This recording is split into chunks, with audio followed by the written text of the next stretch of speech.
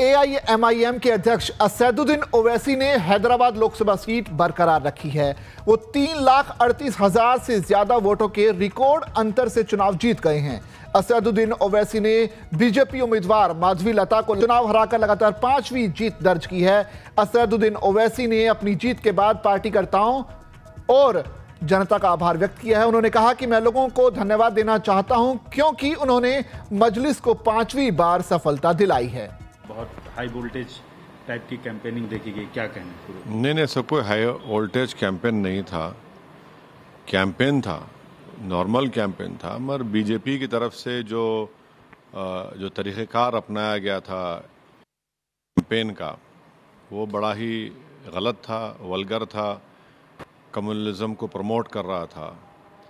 और इसीलिए हैदराबाद की जनता ने एक तारीख़ी वर्डिक्ट बीजेपी के ख़िलाफ़ दिया है कि 3,37,000 की मेजॉरिटी से यहाँ पर बीजेपी को शिकस्त हुई। तो यही इनका कैंपेन, चाहे वो प्रधानमंत्री का कैंपेन रहा हो या यहाँ मुकामी बीजेपी का रहा हो, उसको हैदराबाद की आवाम ने रिजेक्ट किया। मैं शुरू से कह रहा था कि ये कैंपेन नहीं चलेगा क्योंकि अब पॉलिटिकल डिफरेंसेस ज़रूर हैं और रहेंगे, मगर अगर आप शहर के अमन को बिगाड़ने के लिए और नफ़रत की दीवारों के इजाफा करेंगे तो आवाम उसको रिजेक्ट करी और वही हुआ।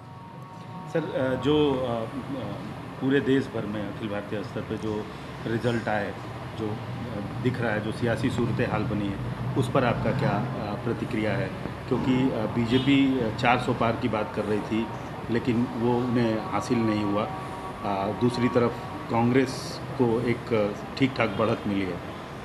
नहीं, 10 साल से बीजेपी की सरकार है और ख़ास तौर से पिछले 5 साल में 2019 से 2024 तक जो बीजेपी की हुकूमत के नाकारकर्दगी, उनके गलत फ़ैसले, अवाम दुश्मन फ़ैसले, किसानों को तंग करना, नौजवानों को रोज़गार से महरूम कर देना, महंगाई को कंट्रोल नहीं करना, चीन जो हमारी ज़मीन पे कब्ज़ा करके बैठा है उस पर आँखें बंद कर लेना, तो ये ऐसी चीज़ें थी जो आवाम में चल रहा था इसके सिलसिला। और फिर 400 का नारा देने के बाद संविधान को ख़तरा, और ये बात आवाम में चले गई। ख़ास तौर से जो लोग बाबा साहब अम्बेडकर से मोहब्बत करने वाले हैं, संविधान के ऊपर नाज करने वाले हैं, तो ये सब चीज़ें उनके लिए महंगी पड़ी हैं। और बहुत से लोग, मुझे लगता है कि जो ये समझ रहे थे बीजेपी नहीं हारेगी, अब आप देखेंगे कल से उनका और ग्राफ गिरेगा। सर, आप प्रेस कॉन्फ्रेंस में भी बार बार पूछा गया, आप क्रेडिट क्यों नहीं देते हैं इंडिया अलायंस को और कांग्रेस को इस सियासी सूरत हाल के लिए? मेरे ख़्याल से जो माहौल था देश में, बीजेपी को इतनी भी सीटें नहीं आनी चाहिए थी। उनको हम लोग, अगर ये लोग सही काम करते तो 150 में सिमट देते हैं लोगों को। तो ये मेरा मानना है, क्योंकि इतना ज़बरदस्त माहौल था बीजेपी को हराने के लिए। मगर बहुत से लोग चाहे बोलिए अब तो खैर अब पोस्टमार्टम कर रहे, ऐसा होगा, मगर ये बेहतरीन मौका था। आप ये कहना चाहते हैं कि इंडिया अलायंस ने ठीक से घेरा नहीं?